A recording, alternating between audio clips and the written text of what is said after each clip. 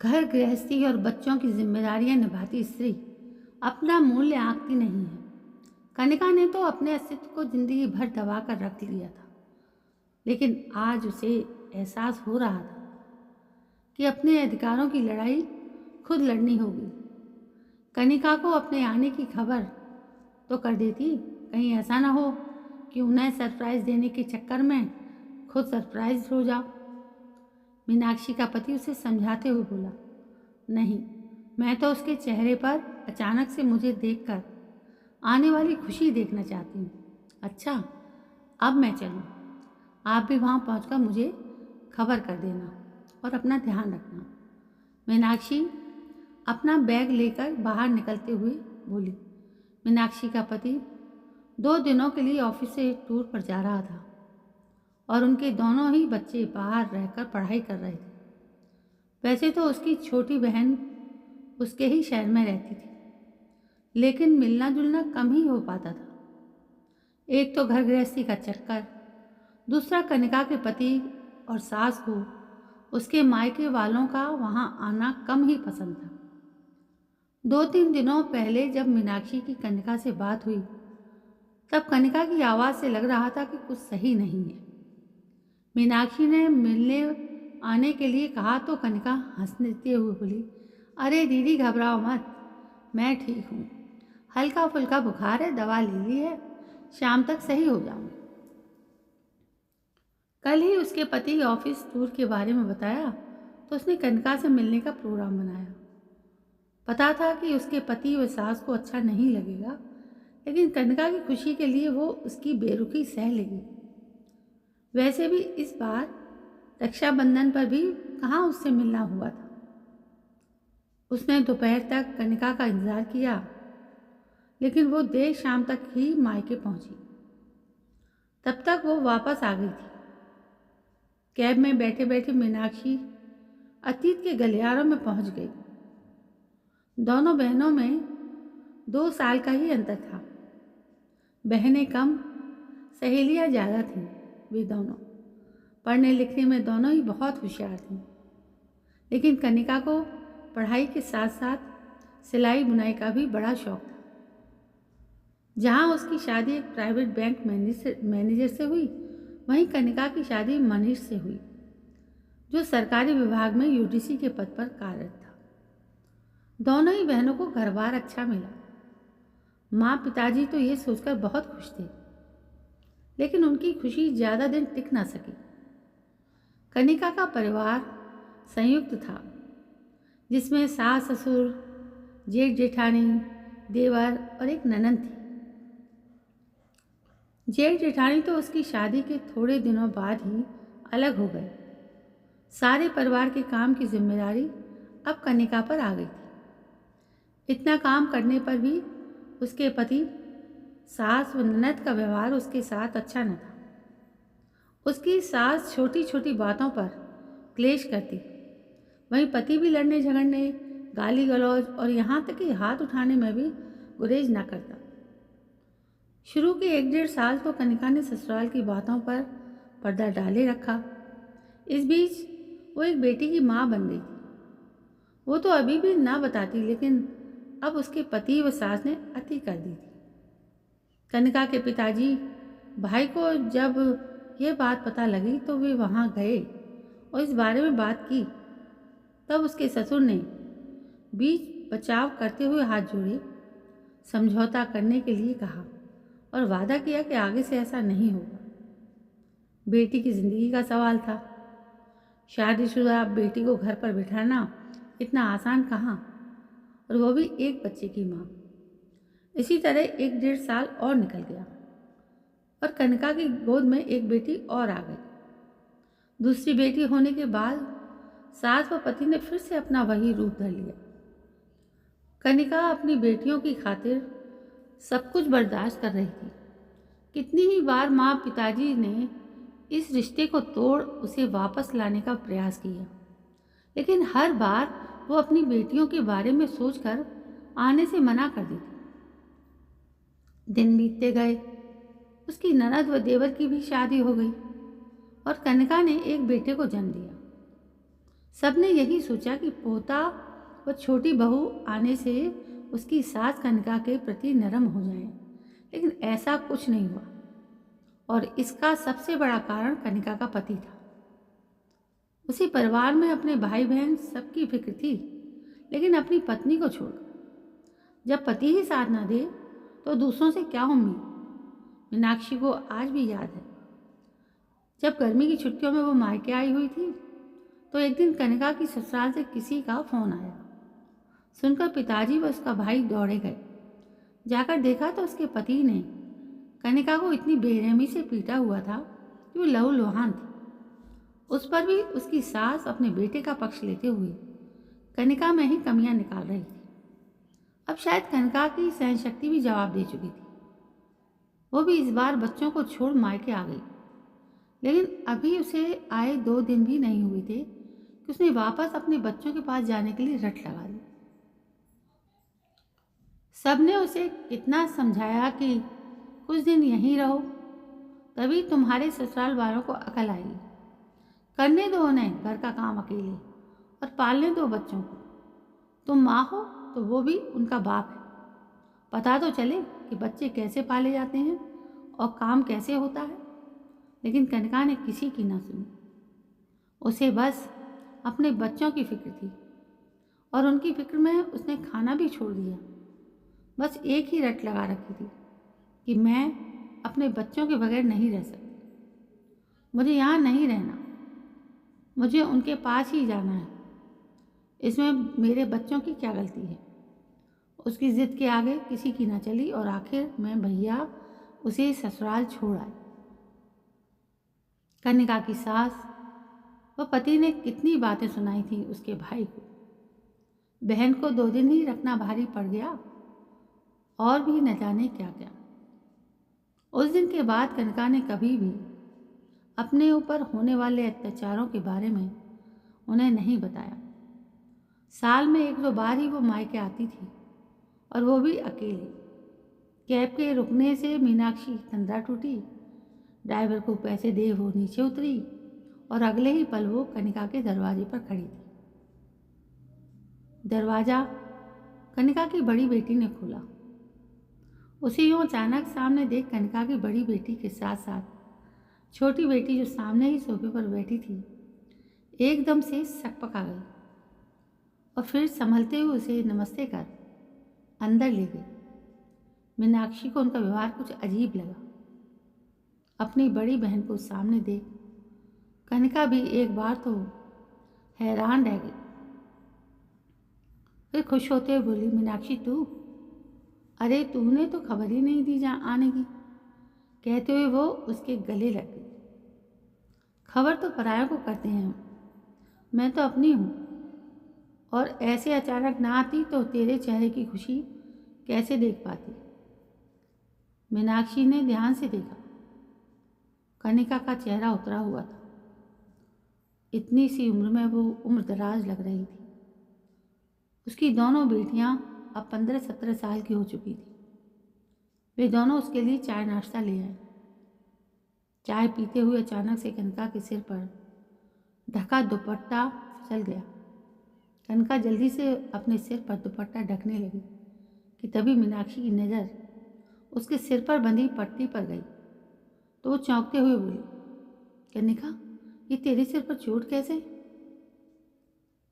कुछ नहीं दीदी, फिसल गई थी। ऐसे कैसे फिसल गई कि सिर के ऊपर चोट आई? अपनी बहन से छिपा रही है। सच सच सच बता, क्या बात है? कहीं इसलिए ही तो तू मुझे आने के लिए मना कर रही थी? क्या मनीष ने? मीनाक्षी ने उसके कंधे पर हाथ रखते हुए प्यार से पूछा। कनिका अब चुप ना रह सकी।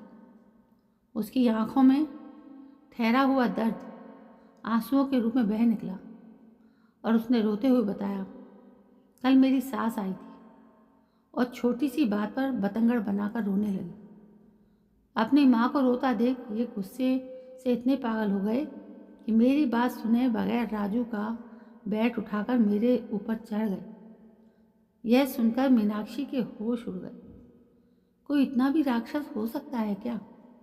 मीनाक्षी ने जब कनिका की बेटियों से कहा, अब तो तुम बड़ी हो गई हो, अपने पापा व दादी को क्यों नहीं रोकती, समझाती, और अच्छा लगता है क्या कि वे तुम्हारी माँ पर हाथ उठाएं? तो वे दोनों समझने के बजाय नाराज होती हुई बोली, मौसी जी, आप मम्मी को क्यों नहीं समझाती? सारी गलती मम्मी की है, क्यों दादी के मुंह लगती हैं? पापा सारा दिन ऑफिस में कितना काम करते हैं, थक हार कर घर आए और फिर ये सब सुनने को मिले तो किसे गुस्सा नहीं आएगा? अरे मम्मी, चुपचाप अपनी गलती मान बात क्यों नहीं खत्म करती?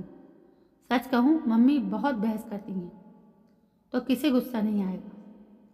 गलती ना होते हुए भी अपनी गलती मान लें तुम्हारी माँ, कल को तुम्हारी शादी होगी और तुम्हारे साथ कोई ऐसा सलूक करे तो?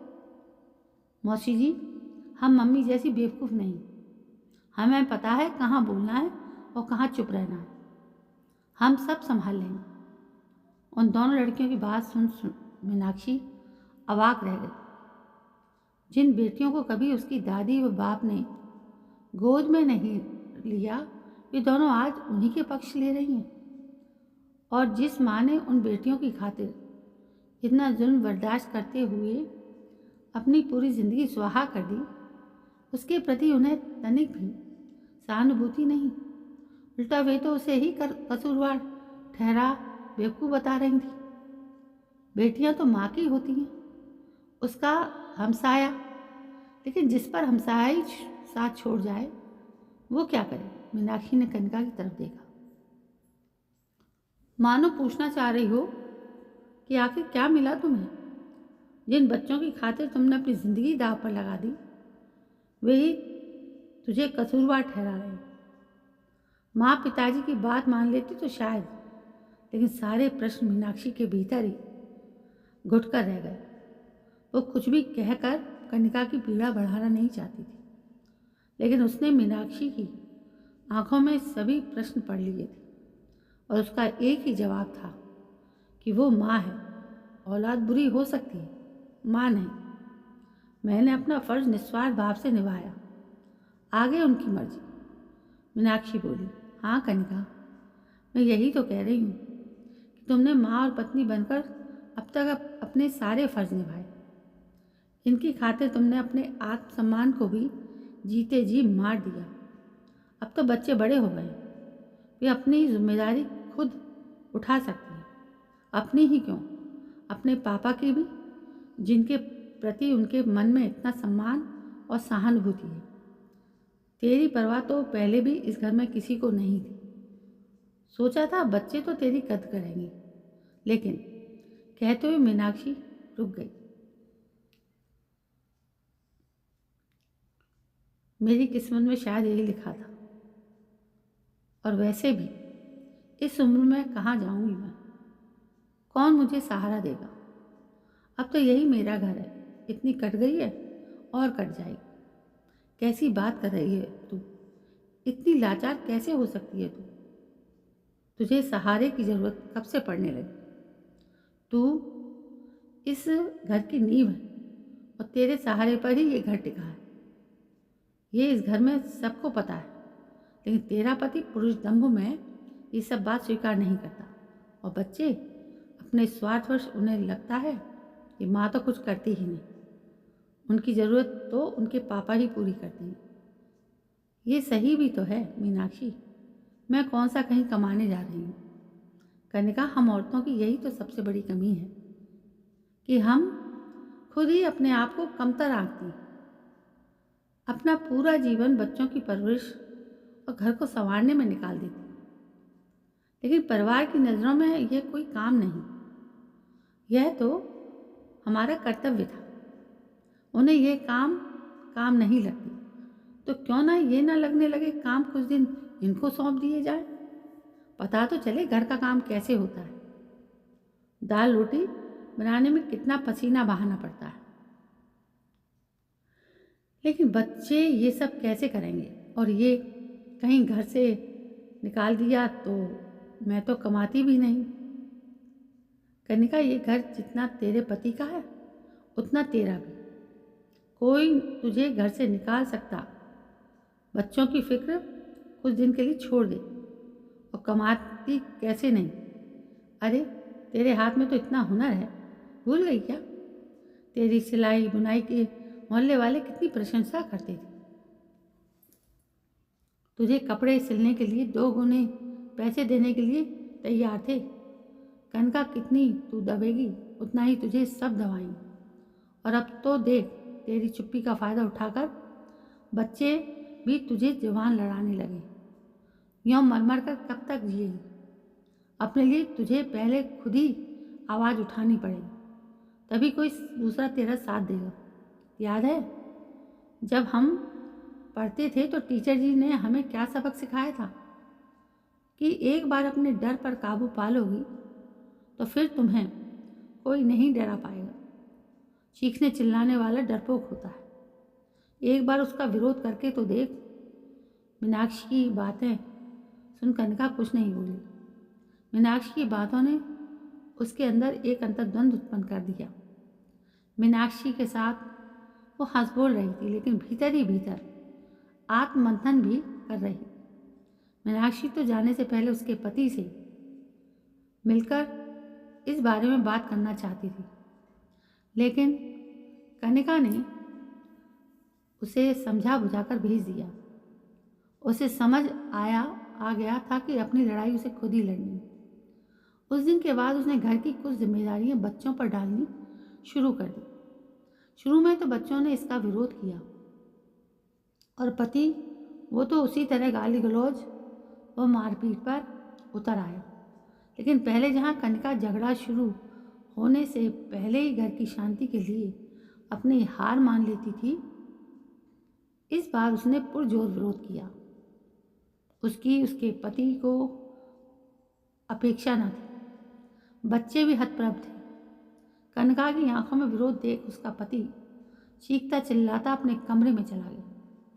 शुरू में तो सबको यही लगा कि कनका 1-2 दिन में ही फिर से घर का काम संभाल लेगी, लेकिन ऐसा कुछ नहीं हुआ। बरसों से कनका ने जिस घर को बड़े जतन से संजो कर रखा था और जिस काम की किसी ने कभी कदर नहीं की, आज उस बिखरते से घर को देख सभी को अपनी गलती का एहसास हो रहा था। पति ने चीखना चिल्लाना बंद कर दिया। बच्चों ने पासा पलटते देख कनिका की खुशामद करनी शुरू कर दी, लेकिन कनिका तो अब माँ से मैं तक के सफ़र पर चल पड़ी थी। हाँ, उसने पूरी तरह घर परिवार की जिम्मेदारी से मुंह नहीं मोड़ा, लेकिन अब उसने घर परिवार की खातिर अपनी खुशियों का गला घोंटना छोड़ दिया था। तो दोस्तों, ये थी एक असहाय औरत की कहानी। जब वो अपनी पे आई तो उसने पूरे घर का माहौल बदल दिया। जब कभी कोई औरत शांत रहती है तब तक शांत रहती है, लेकिन जब उसे अपनी मर्यादाओं को टूटने का भय रहता है तब जाके वो अपने हक के लिए लड़ने के लिए आवाज़ उठाती है।